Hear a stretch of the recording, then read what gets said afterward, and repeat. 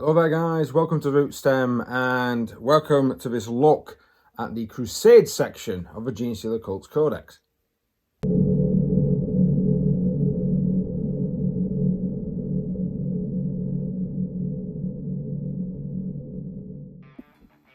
Hi guys, thank you very much for joining me. Today I'm going to have a look at the Crusade section of the Genestealer Cult Codex. Hopefully you've already seen the review. It's going to be a long one of the Codex. I do go into detail of a lot of the different units and do a bit of a comparison between the original Codex and the new one. Not a lot of changes. There's some rules that have got better, some rules that got weaker. By and by, that's completely, that's just how it is, unfortunately, when you get a new Codex. Some stuff gets better, some stuff gets weaker, some stuff's selling, some stuff isn't. But today I'm going to have a look at the Crusade section, doing this separately because Crusade is something that's unique to 9th edition and didn't really exist in 8th. So of course, to start off with, you've just got a breakdown of the various different sections, your agendas, your Crusade Relics, your Requisitions. There's also a note here regarding Brood Brothers and the Brood Coven. Now, if you ever watched the other video, the Brood Brothers are no longer part of your actual army. They are a separate entity completely. And they do require you to take it as a separate detachment. So you'll probably find that you'll not be taking any Brood Brothers early on in your Crusade. That will come later on. You've also got Brood Coven, which basically states that if you add a Patriarch and you don't have a Patriarch already, you can add a Warlord trait, a Requisition, for 0 Requisition points. However, Genestealer Cult character models that don't have an HQ battlefield role cannot be given Warlord traits. That is something that you will find in your main book. I always like the agendas. When it comes to Crusade rules, it gives you a bit of fluff. And I like my fluff, I do like my extras, and I do like my little bits of story that's going to get driven into your army and, of course, your campaign. There's ones here for effectively the Patriarch and Genestealers. They can gain, it's like a kiss, a Genestealer kiss. Add 1 to the unit's Genestealer kiss tally for each time it destroys an enemy unit with a melee attack. Each unit gains 1 experience point for the mark on a Genestealer's kiss tally. That's pretty cool. You also got mentions here of paths to Ascension. I'll come to that in a moment. You've got a silent detractor, so this is where you effectively have somebody kill a character on the opposing army that's detracting away from your Crusade. I do like that. I think that's quite cool, and it also gives you 4 experience points for that one unit, for that one character. So you probably end up with a Kelemorph, or someone with a sniper rifle is probably going to end up doing this one, but it's nice, it's flavorful, it gives you something to be able to do with a lot of your models. Telepathic Domination is a psychic action, and of course you can just gain experience points. A lot of these are not generic, so you might find yourself maybe, if you're playing a larger game, taking one of these and taking another agenda from the 40k rulebook, because these don't tend to have a lot of, you can do this or do X, Y, and Z with a unit. It's like, it's a character, it's a core unit, it's specific Genestealers. So they're not really generic, but they do give a nice bonus of flavour to your force. Some of the requisitions here are based on gaining what's called Ascension points. Flawless Incursion, for example, is a series of objectives. So if you won the battle, every agenda you select for the battle as a Sabre operation or Genestealer Cult agenda, and Genestealer Cult units from your army earn experience points from each of those agendas. You can have what's called Flawless Incursion, where you gain an Ascension point. You can also have stuff for gaining 6 experience points for your Blessed Leader. That's pretty much, you're pretty much going to be getting a skill straight off there. Also, it's a little like this particular planning, where you can add a proficiency planning ability to your Crusade force. That is those are the special abilities that you can actually give to Genestealer Cult forces at the start of normal match play games for points. In, of course, Crusade, you can't give those to units straight away, but this allows you to do it for a turn, so you can actually have that because you've planned the attack. You can have that for not a turn but a game. It's nice. They're not really that great, if I'm honest with you. One is regarding adding pure strain Genestealers, depending, of course, upon if you're, Crusade Forces on a path of Ascension. When you enter the world's 4th institution, you can get stuff. So a lot of it is around a story driven. You are gaining momentum as a cult, and they seem to reflect that. Some of the relics are quite nice that you can actually start using in your Crusade Force. Elixir of Dark Vistas is probably one I'm going to be looking at trying to do, where you can have multiple Warlord traits for your some of your HQ characters. That's going to be pretty tasty with some. If you've noticed on the previous video, some of the Warlord traits that we saw there, it's going to be nice to have multiples of those stacked on one or two characters. Legendary relics are quite nice, where you can actually take in addition, in order for a model to have a legendary relic, you must pay 1 requisition point, add 2 to the Crusade Forces. That's when you gain a legendary rank, of course, with your experience points. Icon Ward, Pennant of Ascension is quite nice, where it gets an Icon Ward gets a new aura, where units within infantry and biker units within 6 gain +1 to the attack characteristics. Now, bearing in mind that cult infantry does count for Genestealer units, meaning that your Genestealers could be 5 attacks each. That could be really, really nasty, especially if you're forward thinking and you're planning your Ascension correctly. The battle traits are a little generic. They're not really the greatest traits compared to the ones that's in the main book. You've got things like Insurrectionists, where if the target does not have a crossfire marker, it can gain 1. You can ignore modifiers when resolving your attacks. So it's trying to play into the strength of the book. Guerrillas is a useless one because for me, anything 18-inch in this game, especially with the new smaller tables, basically means that you're in range. Whereas at one point 24 inches was the norm, so 18-inch was a great way of making sure that you was out of the way. You can't really maneuver in the new game properly because you're limited. You're on a 5-foot table if you're playing on a bigger table. So 18-inch is not great. It's a rubbish skill. I do like the fact that they've put one in here for Acolyte Hybrids, Hybrid Metaforce, Pure Strange Genestealers and Patriarchs, as if you're closer to being a Tyranid than you are a human, so you get access to this. The fast reflexes being each time a melee attack is made against a unit, subtract 1 from the attack's hit roll. That's a really good one, especially if you're sticking it on a unit of 10 Genestealers.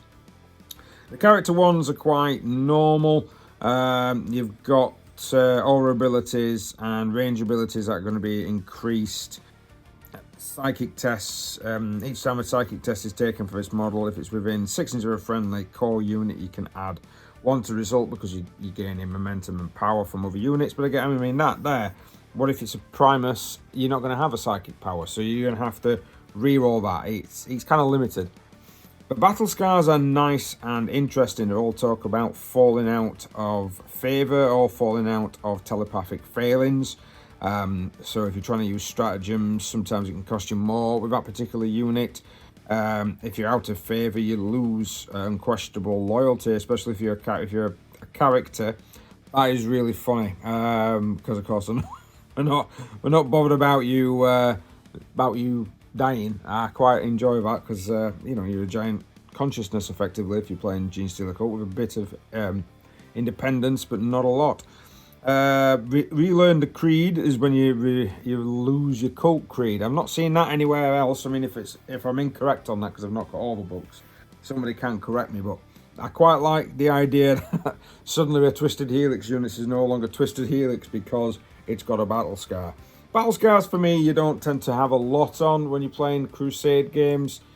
You tend to spend, because you can only have a maximum of 5 requisition points and you need to spend them on something, so you tend to find that your requisition is spent quite quickly, possibly on repairing things like battle scars. So unless you have a particularly bad game, which you only gain a battle scar if you roll a 1 if your unit's destroyed, yeah. Now here's the interesting section, the path to Ascension. Reading this, it doesn't really make much. You've got to kind of find out what world you're fighting on, what world your Ascension is beginning on. For me, it says you can roll it. or you can choose it. I would probably be choosing it, because if you've got a campaign, I'm hoping if you're doing a crusade against somebody, then you are picking those units and you are picking the planet that you're fighting on. They've each got different little things like Hive World is community, industry and politics. Forge World is industry, military, religion. These can get you key insurgency special rules later on. Once I believe you've done a planet, you can then go to another planet. If that's the case and you're playing a campaign, just say you take over a section, if you're just playing it on one world.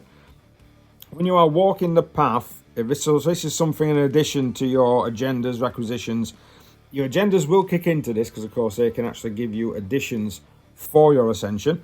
But effectively, after each Crusade battle, as long as it included Genestealer cult units, you do this. So if you won the battle, you get +1. If you do one or more of the experiences from Shadow Ops or Genestealer cult agendas, I like how they've included Shadow Ops in that, so you give you some choice. You're not just got to take the ones from this book. You get another +1 to your Ascension, and if you included any Hive fleet units in your army, you get -1, which I suppose makes sense, because it means that the Hive is turning up, so your Ascension is no longer going to be, you're no longer going to be able to infiltrate that area, because of course Tyranids are nearly there. It has 4 institutions that you must infiltrate before and after a battle. Before or after a battle, if you have 3 or more Ascension points, you must spend 3 of them to infiltrate an institution you have not yet infiltrated. Deduct 3 points from your total accordingly. You can then claim one of the institution rewards shown on the right for your Crusade force.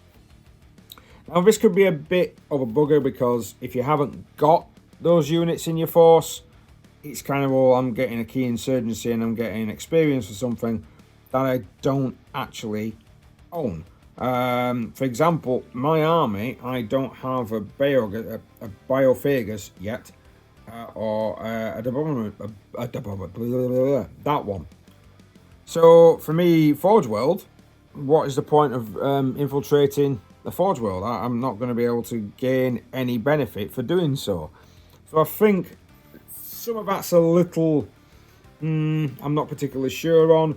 I don't really like the fact that you're kind of limited. I would have liked that if you gain industry, something happens to your weapons, or you get access, you can make rock grinders a fast attack choice as well as a heavy support choice. That type of thing would have been nice, rather than it just being, oh well, you get 2 experience points. Yeah, I suppose you've got to try and keep it as balanced as you possibly can without getting too awkward, but it is a campaign and it is a crusade at the end of the day, so you should have, sometimes you're not going to get balance 100%. Now if you can't get key insurgency, you do have these, which is precise plan and exact control. You'll probably find a lot of people are taking precise plan, because that is proficiency planning ability, to be able to give that to one of your units. Don't get me wrong, your Crusade force, I believe it's not your power limit that goes up, it's your Crusade limit that goes up. But so you'll probably find that while you're playing this, you're going to be doing more precise plans than you are anything else. This is not really going to kick in until at least game 2 or 3. So in your first couple of games, you don't really need to know much about your Path of Ascendancy. You just need to know how to collect the points. So while you're on your Crusade, you're getting to your day of, you're trying to get towards your day of Ascension. It becomes a special battle. Again, I've not seen this in other I might be in the Dark Elder one. I've not got Dark Elder, or I've not really seen this in the York one, but I've not really gone into detail in the York Crusade section. But you've got what's called your Ascendancy. So these are kind of like benefits.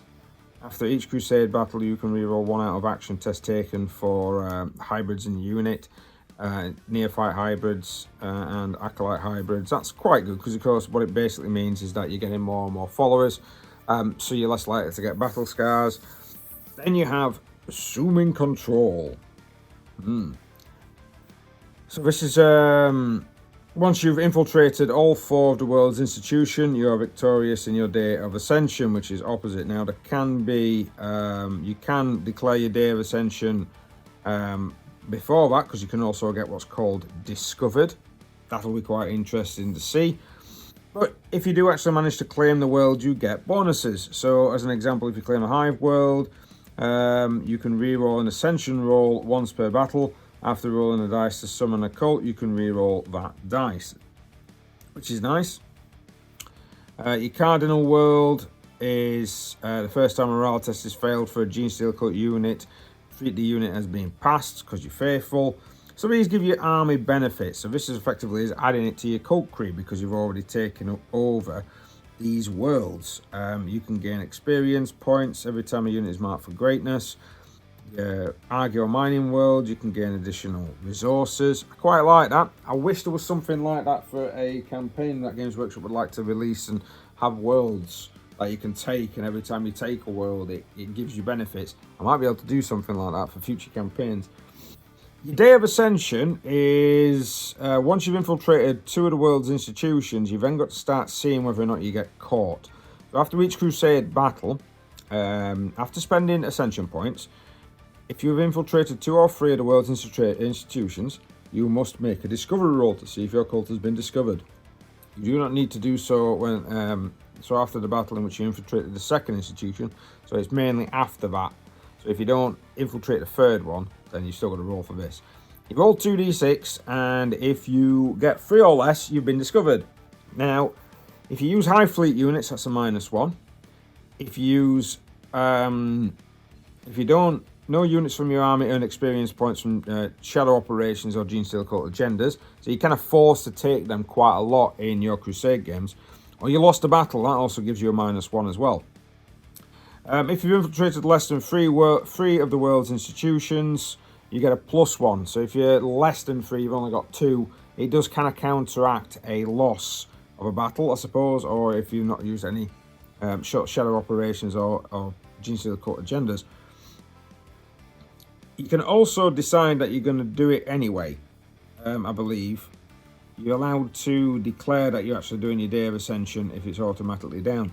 Now, when you do your Day of Ascension, it's a Crusade battle in which the cult rises up to overthrow their oppressors and assume control of the world by force.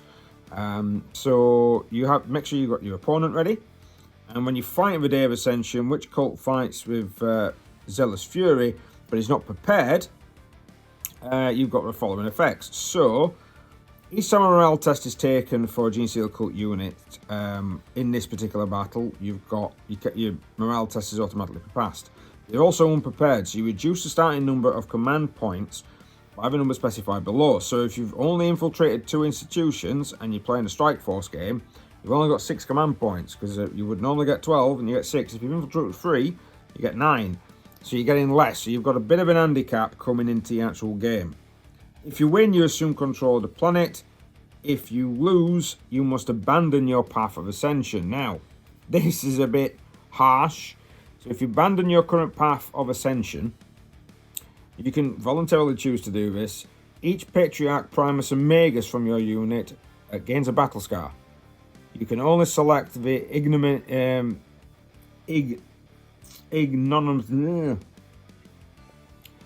yeah, that word. Very good. I'll tell you what. Yeah, that'll do.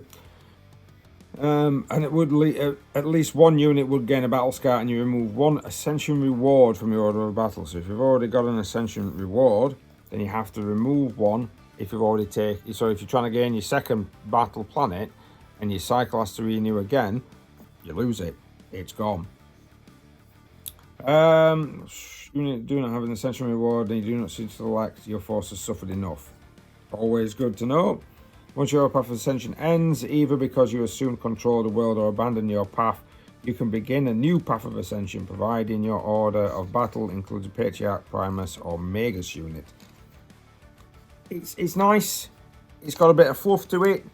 I don't know whether or not it needed this Day of Ascension. I would have rather it just been you infiltrating and gaining bonuses for infiltrating a world. A lot of people don't, when you're setting up your own campaigns, you kind of don't set up a campaign on multiple planets, unless you're doing that type of campaign, and then you're kind of creating it with a world map anyway. So, do I like it? I'm not sure. I personally think a lot of this at the back end is a lot of additional bookkeeping. I like the idea of it. I don't know if it's been done very well in execution. I think it could have been better. I mean, come on, for Christ's sake, Games Workshop. Your Games Workshop used to be able to release campaigns that were awesome at one point. I could probably have brought something better up than this. And I'm honest, I'm not really bothered about the battle traits. I find them very weak as well. There's certain elements of this book, and going through, if you watch the other video, that I find as it feels as if it's a book that's been designed. Somebody couldn't be bothered. That's what it kind of feels like. Oh yeah, that's a really good idea. Well, I don't know if I want to bother. I don't know if I want to bother doing it. So you do have that sort of feeling running through this book when you're actually looking at certain rules and certain units. It does feel like someone couldn't be bothered, unfortunately. So the Crusade, I'll give it a go. I'll see what happens. It's quite hard to do when you've got so many armies. I mean, I've got a guard force, I've got a Space Marine, I've got these guys, and I've got Sisters of Battle. So trying to actually get through and do Crusades is quite harsh, whereas I much prefer to have larger narrative-driven games, which is probably why I preferred 8th edition's narrative rather than this one. But that's me. Thank you very much for watching, guys. If you did enjoy the content, please consider liking, sharing and subscribing. Again, it's another dry content video, so I do apologise for that. I am going to try and get more battle reports out. I have seen that there is some new units. I think you can use a Calamorph and stuff now in the Genestealer kill teams. Stuff that's come out for White Dwarf. So I'm going to be having a look at that and see whether or not we can get a battle report with those guys in there. But thanks very much for watching anyway. We'll see you next time. Next week.